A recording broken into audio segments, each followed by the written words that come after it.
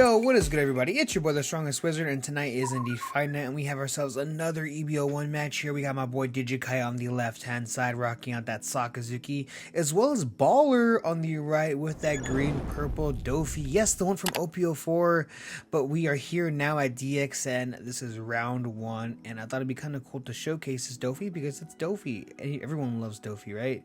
So we're going to start things off here with the 2-cost Sugar. That card is actually kind of nasty, even against this deck. Unfortunately, isn't the best against this deck, but it is still just a really solid card no matter what. If you guys don't remember what it does exactly, when your opponent plays a character, you get to rest. You rest Sugar, and then you rest any character on their side of the board.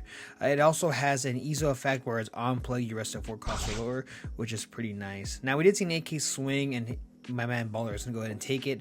We're going to use leader ability here to cycle a card, grabbing or tossing the Sabu to grab something, and now we see a solid 7K swing going into life, no trigger, and now we're going to go ahead and pass the turn with 2 active Dawn. If you guys don't exactly remember what this leader ability does here, is at the end of every turn you unrest 2 rested Dawn. So having the consistent 2-cost event cards for counter in this game is just really good, especially for the fact that there's so many really good 2-costing event cards. So using leader ability here, we're actually going to go ahead and pitch the Rob Lucci. Very interesting choice, especially for the fact that Sugar does get popped with the Rob Lucci, but maybe my man Digikai has something else in mind. So we're going to go ahead and play the Tashigi, automatically rest the Sugar, of course. Now, what am I saying? He wasn't able to do that anyways because he only has 1 card in hand, so I guess maybe that is probably the best play that he had. So we're going to go ahead and grab the Hina, adding it to hand here. Of course, searching that top 5 for that Tashigi. Such a good card. Can we talk about this deck is almost banned in less than a month, I feel like. I think it's literally less than a month now. So we're going to go ahead and see how this goes. But we're swinging crazy 9K into Sugar? No, into life, actually. And it looks like we're going to go ahead and pass the turn, leaving the Sugar unfazed, untouched. Might be a bit of an issue later down the line. We'll see, though. So we're swinging 6K most likely into life here. We are going to go ahead and 2K counter out of that. So yes, it was a 2K. And now we see the Bird Cage. Wow, if you guys don't know what this card does, it's a very good stage card that is a leader locked with the Don Quixote Pirates family only. It's a 5-cost event card, and essentially what it says is all your 5-cost or lower characters that are rested cannot unrest during the unrest phase. And when Doffy is at 10 Dawn at the end of the turn, you get to pop. You have to trash the stage, and then you KO all the characters on the board that are 5 costs or lower that are rested. So we are going to go ahead and it looks like use that leader ability here to pitch the Hina is what it looked like. And now with 7 active Dawn, Digikai has of course a couple options.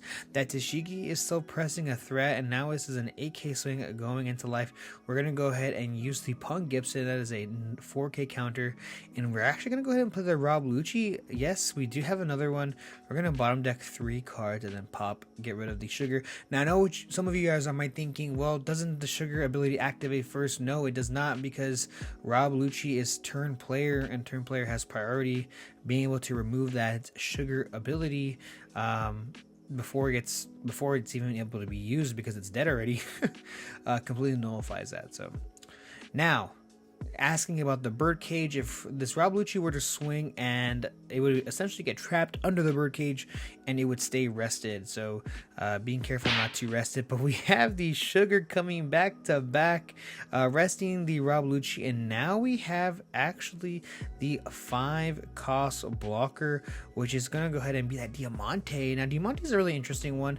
At the end of every turn, if you have 1 Dawn attached to it, you get to restand this character if you have 2 active Dawn. Really cool. Has great synergy with this leader as well as the Birdcage card, because it's a 5-cost and it gets around being stuck every turn because of its character ability. Really awesome to see. And now we see the nasty Hound Blaze to bottom deck the Sugar, saying I want nothing a part of that. And this is an 8K Sakazuki, a re-swinging face here with a simple 8. Now let's see what exactly Baller ends up doing. We have a ton of 4K counter event cards. Do we have one in our hand? Maybe, but we're not going to use it. We're going to go ahead and take that life, not even choosing to block it anyways here, so which is very, very interesting. And now we see the 7 cost Borsalino to bottom deck that character. Really, really good. Being able to do so because of that leader ability, making it a 4 cost Diamante instead of a 5. And yeah, the bottom deck is kind of nuts, man. Pretty good. I guess people forgot how good that card was. Yeah, so we're gonna go ahead and pass the turn. And now my man Baller is currently at 10 active Dawn. Now at the end of this turn, if he's still at 10, then everything that's 5 cost or lower does get popped. That is rested. So we're going to swing easy 5k into life. Are we baiting possibly Digikai? Now Digikai has about 6 cards in hands, what it looks like, but we are going to go ahead and pitch one, which is going to be that T-Bone. It's a 2k counter, really strong information here. And now we have the Conqueror of 3 Worlds, Ragnarok. Pretty insane here. You -1 Dawn and you KO a character on your opponent's side of the board. That's 8 cost or less for 5 Dawn. That's really, really good. Super good. 8 cost is crazy good. So having that in your arsenal is really good for the purple decks. And that's a brand new EB01 card as well. So really awesome to see Baller utilizing some of these newer event cards.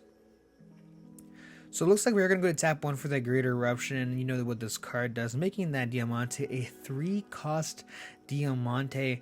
Now, I had imagined we're probably going to see a Lucci or probably a Houndblaze, but it looks like we're actually swinging an easy 6k into life. Now, this Diamante is a 2 cost, and I think to gain some value, we're going to go ahead and let it go. Really no real reason to not. If he plays a Rob Lucci and kills it, you just kind of cry. If he plays a Houndblaze, you kind of cry. So it is what it is. But now on Digikai's board here, we have 7 active Dawn once, or 8 active Dawn, and now we see the Rebecca coming into play, grabbing a card and choosing not to play anything because of that bird cage. I'm sorry. Yeah, so if we had possibly maybe something else to play, like a searcher, we probably would have done so. But we are gonna go and tap 3 for the Hina. And do we have anything for 1 active Dawn? No, we do not. We're gonna go ahead and pass the turn. So we have the Rebecca standing as well as the Hina. What does Baller have in the tank still? We have another sugar to rest the Hina. This is criminal, man. This man has it all, but we are going to go ahead and see the 7 cost kid minusing 1 Dawn to go ahead and give that leader plus 1k. And now this is a 7k swing. I imagine we're going into life because that birdcage ain't going nowhere. And if you're curious if it's going to go away this turn, it's not, because we actually minus the Dawn off of that kid. That's a really, really great way to just kind of keep a birdcage alive and not really ever kind of going away here. So we're going to end our turn setting 2 rested Dawn as active, of course, off of that leader ability, like I did mention before in the beginning of the video. Now, this is a 6k leader, of course, but it looks like we are going to go ahead and use that sugar ability. When you play the brand new, we're going to rest the Rebecca because it doesn't matter which one. And now we have a difficult choice that Digikai is deciding to make. Do we grab possibly a 2k counter or an Ice Age? I mean, there's so many good targets there. We're going to go ahead and grab the Ice Age, though. Really saying, hey, I really need this card. Possibly a good target for that would be that kid, right? Kid's a 7 cost character. It's a really nice number with Ice Age making that a simple 2 cost character there. So it looks like Digikai trying to figure out here how he wants to do the math, and we are going to go ahead and Ice Age, making that a 2 cost character. Now, we do have to remember Baller is a 6k power leader. Yes, I know what you're thinking. This is not Whitebeard. This is just Doffy, man. This is just Doffy. So we do have quite a few cards in our hand. I think Digikai has like about 7 cards in our hand. 6? No, it looks like 7 cards in our hand. So we're swinging 8k into life. Like I said before, we're going to go ahead and -1 to that sugar. We're actually going to go ahead and take it. Interesting enough, this is a 2 and a 1 cost character. And now we play the Rob Lucci. Kai just trying to figure out exactly which character he wants to let go.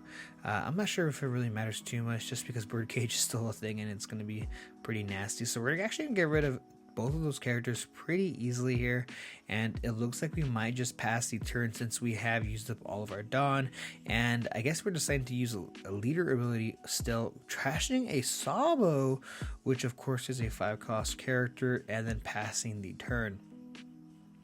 So finally, Baller is back at 10 Dawn. What does Baller have in our bag of tricks here that he can actually do for us?